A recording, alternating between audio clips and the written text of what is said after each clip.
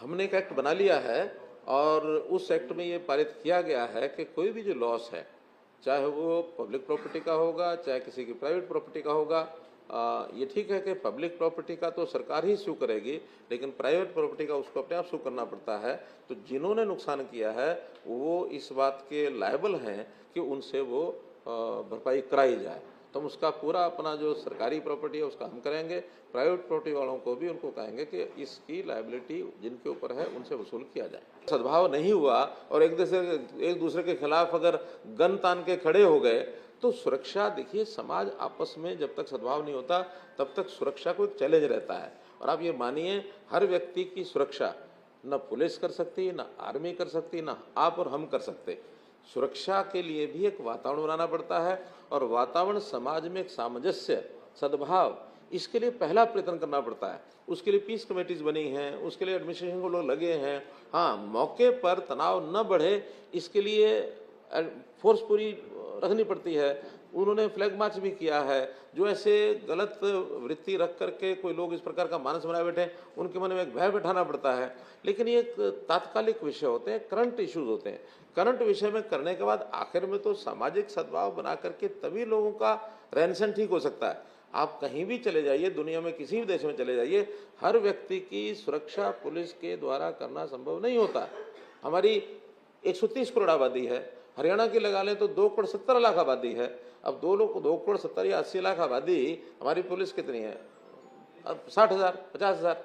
तो इसलिए ये वातावरण बनाना पड़ता है। हम वातावरण बनाएंगे, अपील बार बार करेंगे, हाँ उसमें से एक सीमा को लांघेगा, उसके खिलाफ कार्रवाई करेंगे।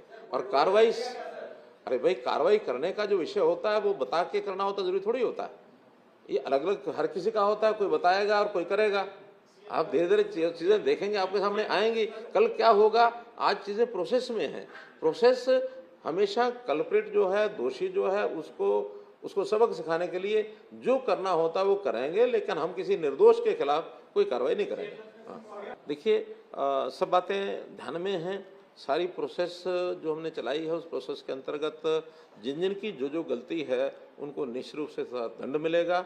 इस समय किसी भी बात का इससे ज़्यादा खुलासा करना, उसमें मैं इतना ही कहूँगा कि इसके बाद शांति बनी रहे और किसी प्रकार की जो चीज़ है वो अनदेखी न जाए, तो हमने उसके सारे जो इंतजाम किए हैं अभी तक, जैसा मैंने बताया कि 20 कंपनीज पैरामिलिट्री की हमने बुलाई हैं, जिसमें से 14 कंपनीज नूह जिले में, 3 कंपनीज पलवल में, 2 गुरुग्राम में और 1 फरीदाबाद में। 4 कंपनीज की डिमांड आज हमने और की है बाहर के स्थानों के लिए, ताकि एक सावधानी के लिए क्योंकि कई घटनाएं छोटे किसी न किसी स्थान पर जो होती रही हैं, तो वहाँ सबको ध्यान रखा जाए और कोई ऐसी अनलॉफुल एक्टिविटी कोई ना कर सके और ये आगे कोई इस वातावरण में शांति बनी रहे। आज दिन भर में भी कई जगह की गैदरिंग, कई तरह के ज्ञापन ये सब दिए गए हैं, लेकिन सभी जगह पर शांतिपूर्वक सारा विषय लगभग सबके ज्ञापन जो है वो हो चुके हैं। किसी ने डीसी ऑफिस में जाके दिया होगा, कहीं किसी ने गैदरिंग की होगी। ये सारे विषय जो है वो समाप्त हो गए हैं। 6 लोगों की, जैसे मैंने बताया आज सुबह भी, कि उनकी डेथ रिपोर्टेड है। 2 उसमें पुलिस के लोग हैं, 4 उसमें सिविलियंस हैं।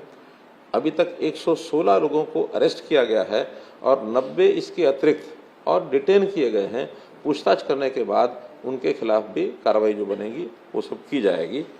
और इसके बाद ये सारा जो विषय आया है, इसके पीछे किसका हाथ है, कैसे शुरू हुआ, इन सब बातों के ऊपर भी प्रोसेस चल रही है। उस सारी प्रोसेस में कोई भी दोषी है उसको बख्शा नहीं जाएगा। ये सारी योजना हमारी इसमें बनी है। आगे के लिए कुछ चीज़ें हमने जो और तय की हैं, उसमें एक ये तय किया है कि एक IRB की बटालियन नूह जिले में ही स्थापित की जाएगी। जो अभी 2 बटालियन भौंडसी में है, उसमें से 1 बटालियन नूह जिले में। जगह हमने देख ली है, लेकिन वो जगह बनने में थोड़ा समय लगेगा। उससे पहले किसी टेम्परेरी भवन में 1 बटालियन में कितने लोग होंगे? 1000 लोग लगभग। तो 1000 लोगों की व्यवस्था वहाँ उसी ज़िले में कहीं ना कहीं, ताकि आवश्यकता पड़ने पर कभी भी उसका मानो उपयोग करना हो तो उपयोग किया जा सके। हमने एक पुलिस में एनफोर्समेंट ब्यूरो अलग से बनाया है। उसके लिए 5-6 विभागों में, खास करके जिनमें टैक्सेशन की चोरी होती है, जहाँ कहीं थोड़ा इस प्रकार के विषय जो लोगों के नाते भी, सरकार के नाते भी अनपॉपुलर हैं या जो एक किसी न किसी नुकसान को पैदा कर सकते हैं, इन चीज़ों को चेक करने के लिए पुलिस का एक लॉ एंड ऑर्डर के लिए अलग से सारा होगा, इन्वेस्टिगेशन के लिए होगा। लेकिन एक इस प्रकार के, जैसे माइनिंग है, जैसे एक्साइज टैक्सेशन है, जैसे पावर है, जैसे इरिगेशन है, तो इस प्रकार से 5-6 डिपार्टमेंट पहले विचार किए थे। लेकिन नूह जिले में जो ये काऊ प्रोटेक्शन एक बड़ा विषय है, वहाँ स्मगलिंग होती है, वहाँ गौ हत्या भी होती है। तो हम उस ज़िले में एनफोर्समेंट जो हमारा ब्यूरो है उसको काऊ ये जो सिक्योरिटी का जो काम है ये भी उनके माध्यम से कराएंगे और 100 जवान अलग से उस व्यवस्था के लिए वहाँ रखे जाएंगे ताकि ये समस्या भी आगे ना आए। और मैं तो खास करके ऐसे मुस्लिम भाई, जो बहुत लोग मुसलमान भी हैं जो यानी गोरक्षा के हित में भी बोलते हैं, काम करते हैं, उनका कोई उसमें विरोध नहीं है, बल्कि सहयोग भी करते हैं। राष्ट्रीय मुस्लिम मंच खुल करके उसमें इस मूवमेंट में साथ देता है। तो मैं तो ऐसे मुस्लिम नौजवानों को भी प्रोत्साहन के नाते से अलग से योजना बना करके भी उनको प्रोत्साहन देंगे कि मुस्लिम लोग भी अगर गोरक्षा में आगे आते हैं, ताकि वहाँ किसी प्रकार का आपसी भाईचारा ये न बिगड़े, हमेशा हमेशा के लिए इन चीज़ों को हम ठीक कर सकें। तो इसका भी एक अलग से हम योजना बनाएंगे। जहाँ तक मोनू मानेसर की बात है, मोनू मानेसर के खिलाफ जो पिछला केस FIR वो राजस्थान सरकार की है। राजस्थान सरकार को हमने कहा है कि जिस प्रकार की मदद उनको ढूंढने में हमारी चाहिए, मदद करेंगे, तैयार है मदद करने के लिए। अब वो चूँकि राजस्थान पुलिस उसको ढूंढ रही है, कहाँ है, कोई इनपुट्स हमारे पास अभी नहीं है, उनके पास है कि नहीं हम नहीं कह सकते।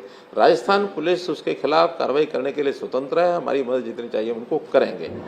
जहाँ तक दूसरा विषय आपका है आउटसाइडर्स का, चूँकि अब लगातार जितने सोशल मीडिया पर जो चीज़ें चली हैं उनको भी चिन्हित किया जा रहा है।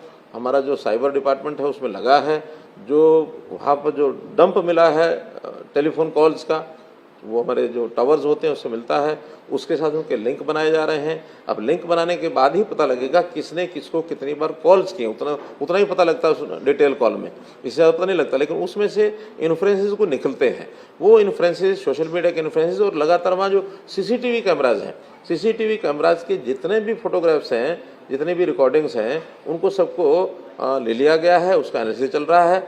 इसी में से जो 116 लोग पकड़े हैं वो इन्हीं में से पकड़े हैं। 90 लोग जो डिटेन किए हैं वो उसी कारण से डिटेन किए हैं। और अभी तो ये शुरुआत हुई है, इसका लगातार जो पुलिस फोर्सेज या हमारी जो पैरामिलिट्री फोर्सेज वो वहाँ हैं वो कोई हटी नहीं है, कर्फ्यू वहाँ लगा हुआ है और हम किसी प्रकार की कोई ढिलाई बरतेंगे नहीं। और इसमें चूँकि पुलिस इन्वेस्टिगेशन एजेंसी जो होती हैं उनकी इन्वेस्टिगेशन से पहले कोई बात कह देना कई बार इन्वेस्टिगेशन को भी प्रभावित करता है। इसलिए जो हमारा एक स्टैंड है कि दोषियों को बख्शा नहीं जाएगा, वो हर हालत में उसको मेंटेन किया जाएगा।